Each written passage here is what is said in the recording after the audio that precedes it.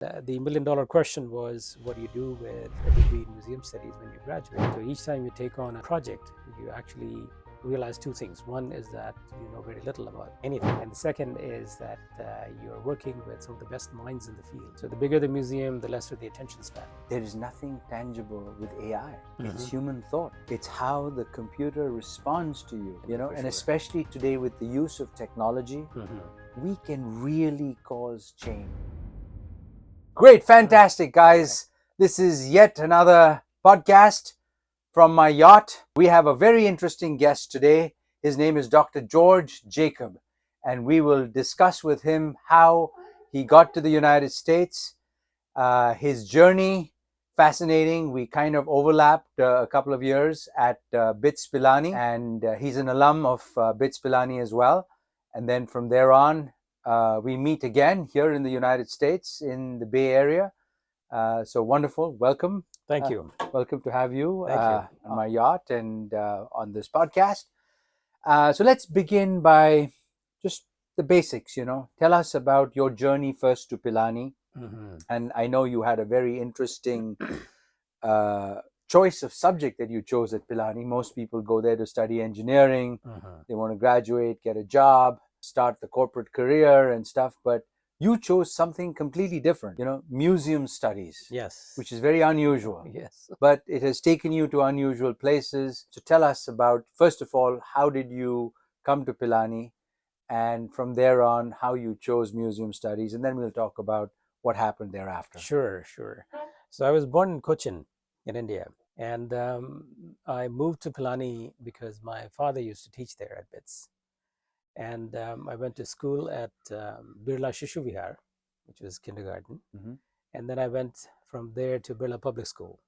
So I did all my schooling up to grade 12. And then I moved to BITS. And back in the day, BITS Pilani had this museum studies program, which focused on museums of science, industry, and medicine. And as you know, there was a museum on campus. The roots of that museum go back to 1954. So it's actually the oldest science museum in India. And then it kind of blossomed into something very special on campus. And that had held a peculiar fascination for me because it was creative. There was some degree of animation involved. And most of all in the summertime, because it was air conditioned, that was a refuge to hang out in. And there was a nice cafe next to it called Skylab. And so I spent a lot of time at that museum. And when the opportunity came about to go to BITS, I decided to take on museum studies. And the $1 million question was, what do you do with a degree in museum studies when you graduate? And so I didn't give it much thought, and life just unfolded. So when I graduated from BITS, I joined the CK Birla group in Jaipur.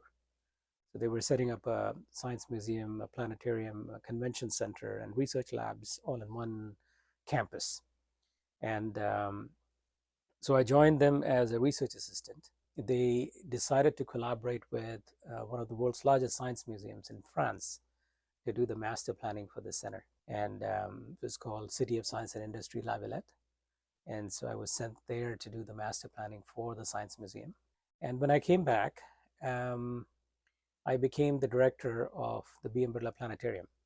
So I was the second director of the B.M. Birla Planetarium. And the B.M. Birla Group has a number of planetariums across India. They have one in Hyderabad, they have one in Chennai, and they were building one in Jaipur. And this was in collaboration with a Japanese company called Goto Opticals. And it was a small planetarium, 12 meters diameter and 120 seats. And it was a unidirectional planetarium. So a lot of planetariums are concentric, where the seating arrangement is peripheral. Unidirectional planetarium allows you to do major projections in the front of the dome. So you can blend your star field with front projections. I see. So that adds a little bit of extra animation to the experience of astronomy. And when the rest of the building was completed, I became the director and administrator for the B.M. Birla Convention Center as well. I see. So I was there for about 7 years, and then I won the Canadian Commonwealth Scholarship to study in Canada. And so I turned it down the first year.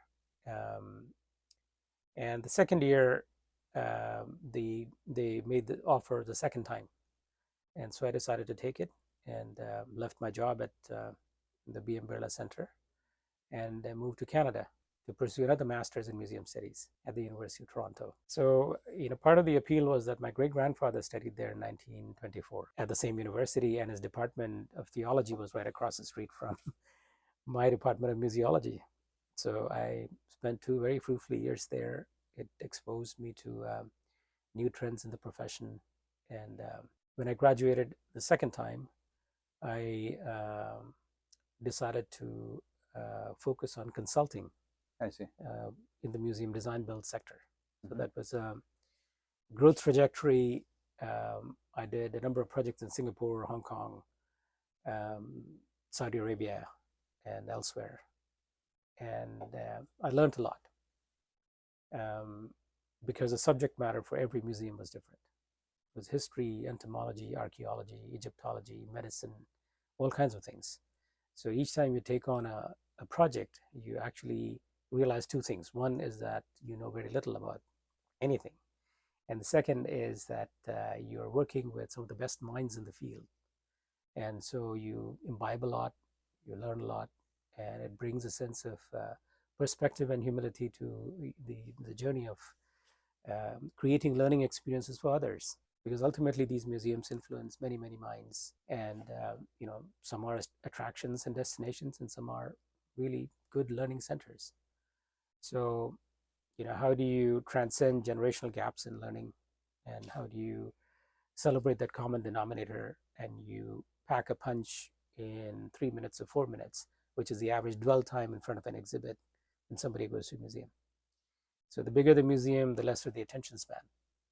So because people have to cover 20 galleries, they kind of rush through every gallery, and then the experience is lost. So how do you create a hook where people can actually increase their dwell time at an exhibit and carry that experience with them when they leave the institution? So these are, collective repositories of human endeavor and excellence in so many different fields. And sometimes they're also repositories of painful memories that teach us more about the future and so on. So it's been one sort of chapter after the other. Yeah, and I've been to a number of museums of all kinds. People have museums of professions. Most recently, there are museums that are being made of sports, of football, for example, or in Real Madrid. Somebody told me that the Real Madrid team has a museum of soccer or football, and obviously that is one of the most visited ones. So people's tastes are also changing. Previously people wanted to go and see who they were, where they came from, their species, their origin, maybe their religion. Temples are probably kind of museums of people's religions. So are mosques and gurdwaras and churches. But now, given how times are changing, there is a 49ers museum now. So there are people are making museums of football teams or soccer teams or sports teams.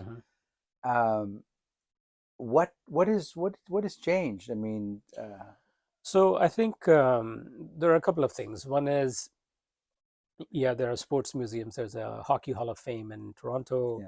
There's an Olympics and Sports Museum in Qatar. There are museums on boxing in the United States that celebrate Muhammad Ali's life. And so the topics are getting more and more diverse. There's a museum on winemaking. There's a museum on cheese making. There's automobiles, chocolates. So the topics are multiplying. There's a museum of broken relationships in Zagreb. Is that right? Yeah. Wow. And it's a very popular museum where people talk about relationships, not just between 2 people, but also between neighbors and neighboring states, the conflict in the Balkans. And, the level and the layering of content on some of these topics is actually quite fascinating. Then there are museums on living traditions, like you mentioned, temples and gurdwaras. These are living museums where age-old traditions are still being practiced. Yeah. And so museums on Jainism, on Buddhism, on Sikhism, they've all come up in different parts of the world. Museums on Christianity, Yeah. which are more than just places where there is history. Yeah. They are living traditions. And then the newest trend that is happening is the Museum of Ideas. I see. So that's intangible. And the prime example of that is the Museum of Human Rights in Canada. Yeah. So the Canadian Museum for Human Rights is a federal institution, and it's based in Winnipeg, where 52 instruments of human rights protected by the UN Charter are exhibited in so many different ways. Yeah. So everything from Holocaust to Holodomor, these are topics, very serious topics, which are basically devoid of any tangible, display in the conventional sense. Yeah. They're more about the ideas and the force of those ideas. Yeah. I mean, there is nothing tangible with AI. It's human thought. It's how the computer responds to you. All of social media is ideas, thoughts. Yes. Captured in videos, pictures, animations, interactions, like this podcast. I mean, at some point in time, the reason why podcasts have taken off is it's an exchange of ideas. It's two people just discussing and learning while discussing things. And I've learned so much about museums. Museums were never a subject that I would have thought that I wanted to study. But from you, I'm now learning that it captures human sentiment, human thought, human emotions, and which have been carried on. So some place, some physical place where you can put all these down so that future generations can see how people thought about whatever they were thinking about. I mean, I'm deeply entrenched in in the consumer internet, if you will. And there is a computer history museum, and yeah, it's good to know where the computer came from, but the computer is outdated now, because now we have a collection of computers called the internet. Yeah. And information is spread at such a rapid pace. It's unreal. And I mean, I've got teams working globally. I make a small video in Los Altos Hills, and next thing it's being watched by 150,000 people. True. It's a short movie, a mishmash of things, but very interesting, and it gets the point across, and it just blows up. Yeah, no, you're absolutely right. The layering of content and the creation of content has achieved amazing speeds. Yeah. So this particular generation, which many people refer to as the screenagers, this is their pacifier. The mobile phone is a pacifier. Absolutely. And you go to malls or you go to any public place, you see these kids staring at their screens. What is happening is that their sense of reality is what they're seeing on the screen. Yeah. So the sense of blurring that happens between what is real and what is virtual is becoming more and more synchronous. Yeah. And that comes with its own challenges, and that comes with some sort of experiential isolation. Yeah. Because in the comfort of your room, you can actually reach the world and yet be completely isolated. Yeah. So I think museum experiences are changing very fast. There was a time when curators took 6 months to a year to curate a program, and now that can be done almost instantaneously. It took a while to create videos. Now it can be created almost instantaneously. So you plug in a few buzzwords, and all of a sudden a 3-minute video on me can appear. Yeah. At your fingertips. Yeah. And it is professionally edited, and it's pulling data from the internet. Yeah. And it's referencing a conversation that you may have had 10 years ago or 15 years ago, and seamlessly blending everything and giving it to you within minutes. Yeah. So, and these apps, right now, these sophisticated apps are $20, $29, but there will come a day when it'll be almost free. Yeah. So we're in for an exciting time in the realm of museums for sure. Yeah. And you said like this is screenagers. Yeah. But it's not just teenagers. It's adults as well. I have personally experienced a family of 4 come in, sit for lunch at my club, and not a word was spoken. Everybody's on their screen. They eat their meal and move away. I was like shocked that it's 100% concentration on screen time, and everybody has their own screens. Well, the funny part is that sometimes they're also texting each other across the table. Yeah, I know. Passing an image or a comment, Our conversation has taken on a new meaning. It's become virtual now. For sure. Yeah. On the other hand, I think the ability of our minds to absorb more and more is also becoming an interesting phenomenon. Yeah. People are very aware. When we were growing up in Pilani, there was no TV, there was no phone. Mobility was very limited. If you had a bicycle, you could get from A to B in 20 minutes. But otherwise, it was complete isolation. Yeah. One or two homes had TV, and black and white TV, and bad programming of that. Yeah. But the escape was music. Yeah. So you had at least a boombox or a music system where you could listen to music from other parts of the world. And then BITS also had the luxury of the MIT Ford Foundation collaboration in the 70s. Yeah. So there was an American influence on campus. Yeah. It had an IBM 1130 mainframe, which used Fortran 4 with cards, punch cards. Yeah. So there was some exposure to what is happening in other parts of the world. Yeah. Marvel Comics was a big thing, which came from some of the professors from the US. Yeah. So there was a little bit of exposure to music and Western culture to some degree, which I think the students just soaked in because they were so hungry for exposure. And we had that one movie theater which we used to call the Dabba. There was Dabba outside the campus, and then there was in campus too. There was in campus auditorium, which showed you Western Hollywood movies almost every week, or Hindi movies once a week, and at a very low price. Yeah, a rupee 20 was the ticket price.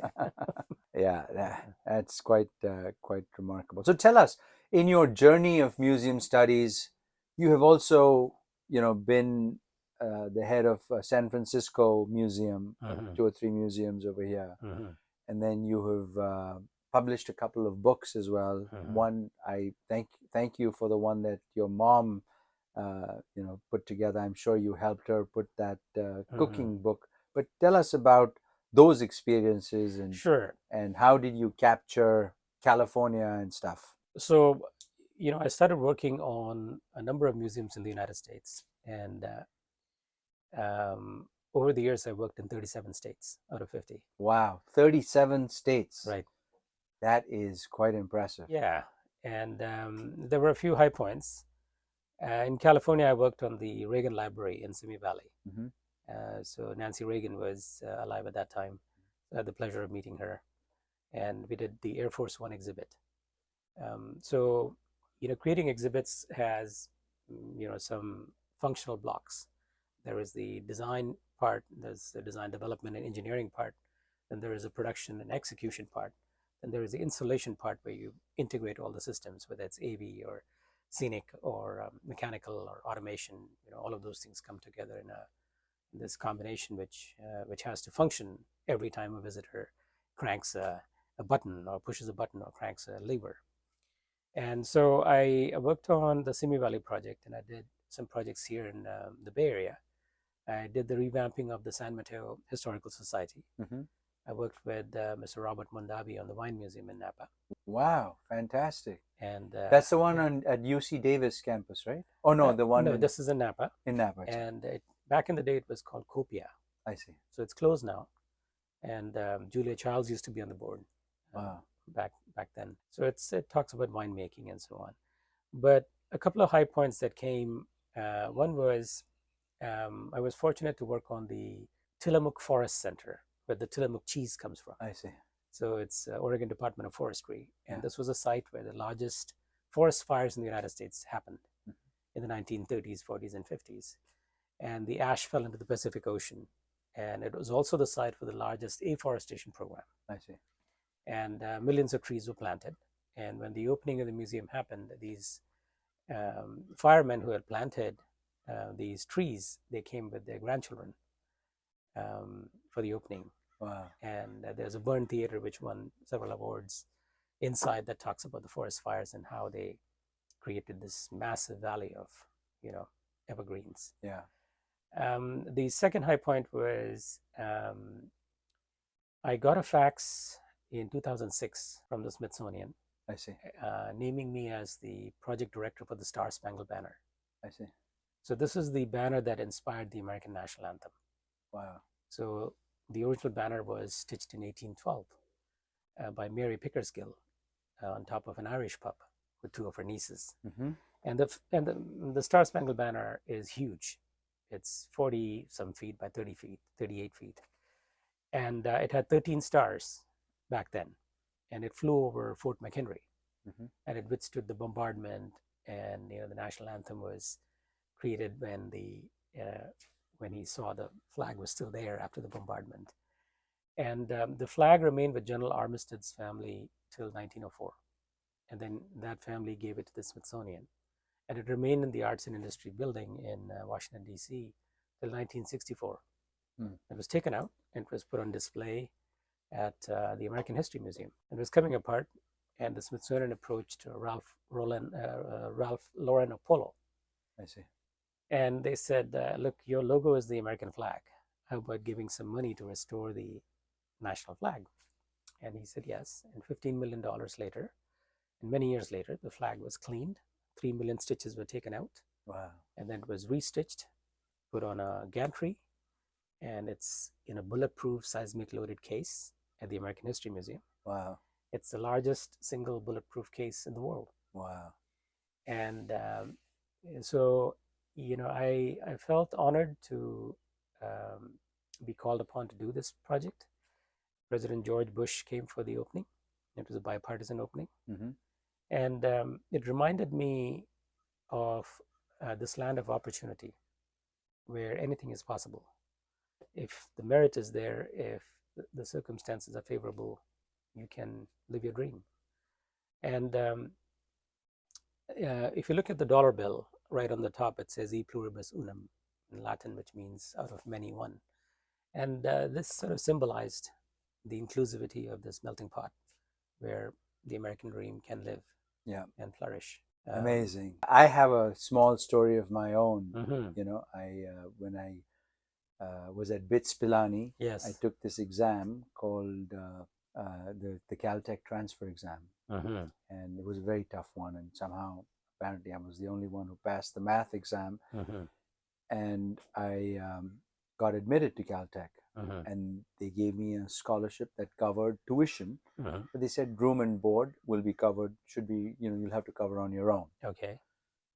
In those days, there was this arcane law in India, which was it limited foreign exchange, yes, that you had to get at least 75% mm-hmm.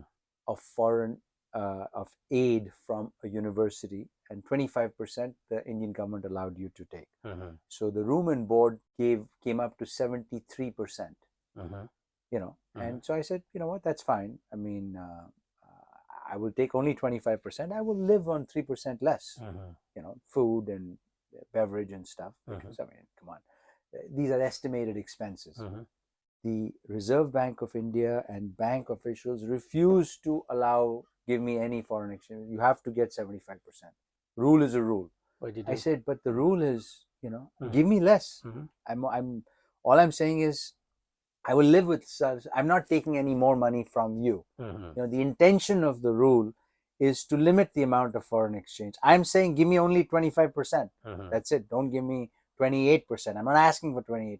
Give me only 25%. But no, we will not give you anything, because it's like people go for the letter of the law instead of the spirit. Instead of the spirit of the law. Mm-hmm. I almost never came to the United States. I almost never lived my dream. And then what happened is, in desperation, my mom was a banker. We went to every Reserve Bank of India, all the people we knew. Nobody was willing to make a simple decision to help a little kid, live his or her dream. Mm-hmm. My dad, in desperation, sent one fax to Caltech and I said, you know what, this is the problem. Is there any way you can increase the aid? Within 24 hours, Caltech increased my aid. Amazing. To 75%. Very proactive. Yeah. And that's why I'm here. I would not have been able to do, it brings tears to my eyes that all the things that I have done, because somebody would have held me back. So, I mean, it's a great place, great country. Yeah. I think many of us have faced the short end of the stick. Yeah. Many stumbling blocks. And I'm hoping that things are changing in India. Yeah. The quality of education is also going up. Yeah. The number of universities has increased. And the flexibility of international travel is become more accessible to a lot of people. But there is so much more we can do. There is so much more we can do. And especially today with the use of technology, we can really cause change. We can. I mean, the old way is build more universities, and that's why I'm so excited about my new app, Showreel Be Cubed app, which is, can we use technology to change the minds of people en masse so that we're not doing it one university at a time? I mean, listen, we have another 20, 30 years to live. Do you think we'll be able to educate the whole country in the next 20, 30 years? No. The old-fashioned way, building one university at a time, one campus at a time, is kind of the slow growth model. I'm restless. I want to make change, and I'm like, we can do it. Today, everybody has a smartphone. And the most important thing that I learned from all of my education at Caltech and at Stanford was the ability to think critically. Yeah. Right? I want now to teach the rest of the world that ability, give that ability. And with AI, with the use of the app, people can just download this one simple app and learn all of these things. Yeah. It doesn't have to be the old-fashioned way, go to university, spend 4 years. And by the way, what are we teaching our kids in universities? Outdated education. I mean, whatever we are learning is changing every week. Every week there is a new program. AI is, breaking down the boundaries of the way things are done. What is the point of learning things the old-fashioned way when we can do it in a new-fashioned way? Yeah. And that's what I'm very bullish and hopeful that these kind of breakthrough ideas with the assistance of AI will help us to rapidly educate a population and bring them up to speed, and cause India to grow at an even faster rate than it has been growing thus far. I mean, you would recall our classes at BITS on engineering drawing. The 2.5-hour lectures. Drafting with set squares or lathe work, of course, in the workshop. But that whole drafting process has undergone a complete transformation. Yeah. You can create buildings in that time. Yeah, exactly. By picking and choosing menus and dimensions and so on. That's right. Yeah. That's right. I mean, everything. And I think it behooves us to teach the next generation modern techniques, not outdated ones. They're not going to reinvent the wheel. For sure. The education is meant for them to try to reinvent the wheel, but that's not progress. That's not innovation. It's knowing whatever you have, knowing the latest and the best, and then building upon it. For sure. Yeah. Use that to create something new, better, faster. Yeah. And I think the Gen Zs have got it. I mean, globally, they are in sync intellectually. Yeah. Thanks to social media and proliferation of online technologies, everybody is aware of what the latest equipment, tools, way of thinking is. And they're rapidly progressing. Yeah, they are. I mean, these tools are so powerful that sometimes you wonder if physical museums should just become virtual entities, right?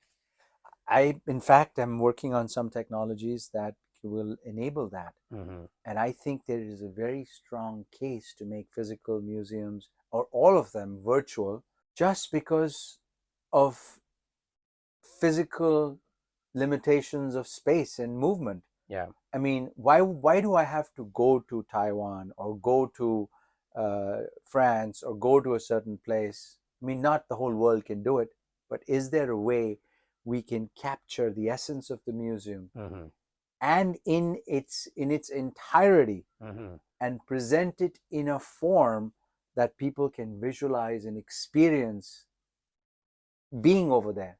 Right. Today, through virtual technologies, I believe we can. We can. So the last 3 projects that I've been working on, especially the one in San Francisco, was focused on creating this digital ecosystem. So it was more like an avatar movie, Yeah. where you would learn about climate change. Yeah. And visitors would control different parameters and variables and look at scenarios 50, 60, 100, 200 years down the line. Yeah. And the impact of certain decisions that you make in terms of carbon sequestration, in terms of sea level rise, ocean acidification, all of those things will play out virtually in scenario building exhibit experiences. Also, because the climatorium here was conceived with the notion of having a living aquarium in the middle, the ability of people to identify species, the aquarium here in San Francisco held about 24,000 animals and 220 species from the San Francisco Bay. And there are kids sometimes you see in the tunnels who have these apps where they can actually point to a fish and know everything about its species, breeding habits, feeding habits, migration patterns, the length, the weight, all of those things, and their life expectancy. So it's good to see that these things are being. Oh, we got a helicopter. Yeah, it's a Coast Guard. Coast Guard. Yeah. All right. Yeah. Oh, that's one of the advantages of being on a yacht, or disadvantages. You have a, sound this thing. But these days, once again, AI, phenomenal. Yeah. You can clean it up easily. Yeah, for sure. I'm speaking at so I also serve on the board of International Council of Museums. And one of its subsidiaries, which is affiliated to UNESCO, is meeting in Qatar and Doha on December 1 to 3 at the National Museum to discuss the future of museology. I see. And new definitions, new relevance, new paradigms, and not just the experience of the guests, but also the response of intelligent buildings. Yeah. And how do you monetize both experiences, both within the confines of the museum building, but also when you leave the building. Yeah. So that the experience stays with you. And I think our cell phone is the biggest university that we carry with us. We do. Unbelievable. There is so much learning. And I think learning happens through, people are beginning to realize, through interesting conversations. Like I have learned so much today about museums, which I did not know. I mean, unless I went and read a book and learned more. It's each individual carries so much knowledge in their brains from their personal experiences, which today can be made available to, billions of people through interesting ways of discussing and just releasing on the internet. You don't have to go through formal, media houses, this, that. You just put it out and people start learning. So you have to explain the latest B Cubed video to me, where the guy gets pulled out of the car. So what is that about? That was just a way to advertise on B Cubed. I see. It's like, what kind of hook can we use to get people to watch it in an interesting way?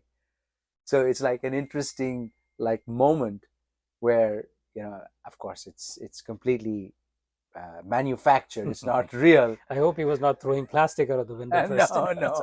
Those were water balloons. Yes. So tell us about this, how you made this. You presented me a book on the history of California. Oh yeah. So I also serve on the board of Cal Travel. I see. Which is California Travel Association. And I also serve on the board currently of the United States Travel Association. I see. So when I wanted to search for a book on United States, I couldn't find one. When I wanted to search a book on California, I couldn't find one. So I really looked for a good book on California. And so finally I said, okay, I'm going to create a book. And when people come to San Francisco, for example, they forget that there were 96 different Native American tribes that lived here. Mm-hmm. So the Ohlone, the Miwok, the Chumash, the Yokuts, the Chochonia Indians, the Pomo Indians, they all lived here. And there is really no cultural experience where you actually learn that history. Yeah. You hear about the history of the mission, the Spanish, the gold rush, and modern San Francisco. But who were the residents here who lived here 1,000 years ago? What were their customs, traditions, lifestyles, how they lived in harmony with nature? So I found that there were these missing pieces in the narrative. So I decided to put together a book on California, and the book is called California, the Golden State. And the book touches upon the geography, the land, the people, the culture, the flora, the fauna, but also has a section on the Silicon Valley. I see. So it has, a sizable section on, the valley that changed the world. Yeah. And more than gold. So, and it talks about the different movements that have happened in California or in the Bay Area, right from the foundation of United Nations, the creation of blue jeans, the ubiquitous trouser, timeless trouser. Yep. The LGBTQ movement, the hippie movement. Yep. So all these movements that have shaped not just California, but they've actually influenced the world. The California lifestyle, the Hollywood experience, the Disney experience. So the book captures all these flavors. Fantastic. In about 300 pages. I'm sure all of our viewers would love to see some of the pictures that you've shared with me, and we'll put that in the whole final edited podcast that we do. Sure.